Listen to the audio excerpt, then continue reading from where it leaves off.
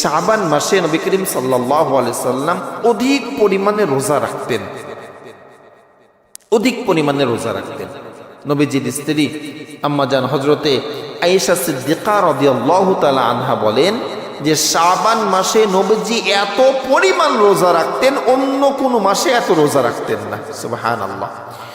নবীজির একজন সাহাবী ওসামা ইবনে যায়েদ রাদিয়াল্লাহু তাআলা আনহু নবীজিকে জিজ্ঞেস করেন, ইয়া রাসূলুল্লাহ, ইয়া হাবিবাল্লাহ, নবী গো, এই শাবান মাসে আপনি এত কেন রোজা রাখেন? অন্য কোনো মাসে তো এত রোজা রাখতে আপনাকে দেখি না গো নবী, আপনি এই শাবান মাসে এত কেন রোজা রাখেন? নবীজি হযরতে ওসামা ইবনে যায়েদকে তিনটি কারণ বলেছিলেন। হযরতে ওসামা ইবনে যায়েদকে নবীজি তিনটি কারণ বলেছিলেন। নবীজি বলেন, ওরে ওসামা, তিনটি কারণে আমি এত বেশি রোজা রাখি, এই শাবান মাসের তিনটি কারণে আমি এত বেশি রোজা রাখি, অন্য মাসে এত রোজা রাখি না। এর মধ্যে এক নাম্বার কারণ হলো এই শাবান মাসটা একটা শ্রেষ্ঠ মাস, উত্তম মাস। সুবহানাল্লাহ। আল্লাহ রাব্বুল আলামিন 4টি মাসের কথা বলেছেন না, যে 4টি মাস উত্তম। আসমান জমিন আমি যেই দিন তৈরি করেছি সেই দিনই আমি এই 12টি মাস গণনার জন্য তৈরি করেছি।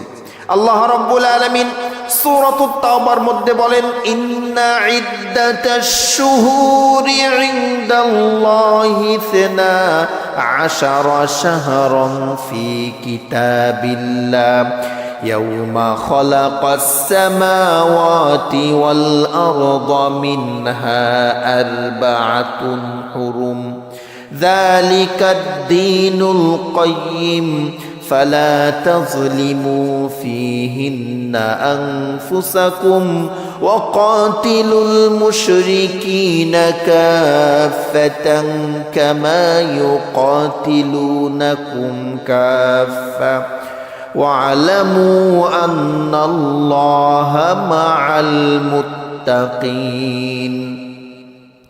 আল্লাহ রাব্বুল আলামিন বলেন, আসমান জমিন সৃষ্টির সূচনা থেকে আমি 12টি মাস নাজিল করেছি, গণনার জন্য 12টি মাস আমি সৃষ্টি করেছি।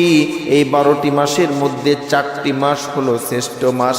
এই 4টি মাসে তোমরা নিজেদের উপরে জুলুম করো না। ফালা তাজলিমু ফিহিন্না আনফুসাকুম, তোমরা নিজেদের উপরে জুলুম করো না, মারামারি হানাহানি করো না।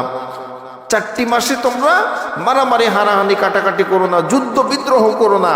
কেননা আসমান জমিন সৃষ্টির আগেই আমি 12টি মাস তৈরি করেছি, আর এই 12 মাসের মধ্যে 4 মাস শ্রেষ্ঠ মাস। এই শ্রেষ্ঠ মাসের মধ্যে শাবান মাসও একটা শ্রেষ্ঠ মাস।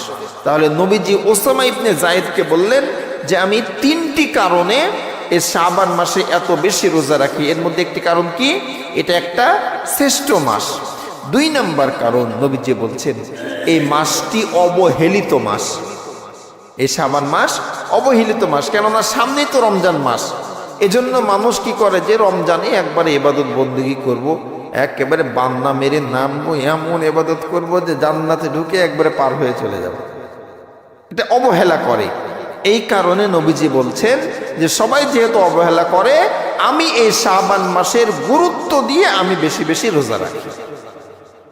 3 নম্বরে নবী করিম সাল্লাল্লাহু আলাইহি ওয়াসাল্লাম বলেন, এই শাবান মাসে প্রত্যেকটি বনি আদমের বার্ষিক ইবাদতের রিপোর্ট আল্লাহর কাছে দেওয়া হয়। সুবহানাল্লাহ। আমাদের বার্ষিক ইবাদতের আমলনামার রিপোর্ট আল্লাহর কাছে দেওয়া হয় এই শাবান মাসে। দয়ার নবী মায়ের নবী বলেন, আমি চাই বার্ষিক রিপোর্ট যখন আল্লাহর দরবারে পেশ করা হবে, আমি যেন রোজারত অবস্থায় থাকি, আমার রোজারত অবস্থায় আমার বার্ষিক রিপোর্ট যেন আল্লাহর দরবারে যায়। এজন্যই এই শাবান মাসে আমি এত বেশি রোজা রাখি। সুবহানাল্লাহ। আমাদের যে ইবাদত আছে, আমল আছে, এটা 3টা নিয়মে আল্লাহর কাছে যায়। একটা হলো ডে, পার ডে, প্রত্যেক দিন ফজরের সময় আর মাগরিবের সময়। ফজরের সময় একদল ফেরেশতা দুনিয়াতে আসে, তারা সারাদিন ডিউটি করে আমাদের আমলগুলো নিয়ে আল্লাহর দরবারে পৌঁছায়। কখন? সন্ধ্যার সময়। আবার সন্ধ্যার সময় একদল ফেরেশতা আসে, আমরা সারা রাত যা করি এই আমলগুলো নিয়ে সকালবেলায় আবার আল্লাহর দরবারে পৌঁছাই। তাহলে ফজরের ওয়াক্ত আর মাগরিবের ওয়াক্ত, এই দুই ওয়াক্ত নামাজ কি কাজা করা যাবে? কেননা এই দুই ওয়াক্ত নামাজের সময় আমাদের আমল নামা আল্লাহর কাছে যাচ্ছে। আমরা যদি তখন নামাজরত অবস্থায় থাকি তাহলে আল্লাহ আমাদের উপরে রাজি খুশি হয়ে যাবে। আর আমরা যদি দুনিয়াবি কাজ করি, আমাদের ইবাদত যদি আল্লাহ দেখেন যে নামাজ বাদ দিয়ে দুনিয়ার কাজ করে বেড়াচ্ছি, তাহলে এটাকে আমাদের জন্য ভালো হবে বলেন?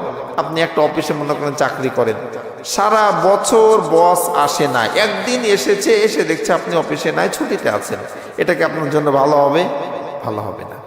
ঠিক এমনিভাবেই প্রত্যেক দিন ফজরের সময় আর মাগরিবের সময় দুই দল ফেরেশতা আসে এবং যায়।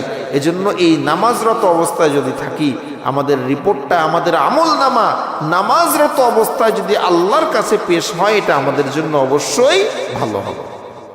আর 2 নাম্বার, সাপ্তাহিক রিপোর্ট। প্রতি সোমবার আর বৃহস্পতিবার এই 2 দিন আমাদের সাপ্তাহিক রিপোর্ট, সাপ্তাহিক আমল আল্লাহর দরবারে পৌঁছানো হয়। এজন্যই তো নবীজি সোমবার আর বৃহস্পতিবারে রোজা রাখতেন। সোমবার আর বৃহস্পতিবারে আমরাও চেষ্টা করব ইনশাল্লাহ।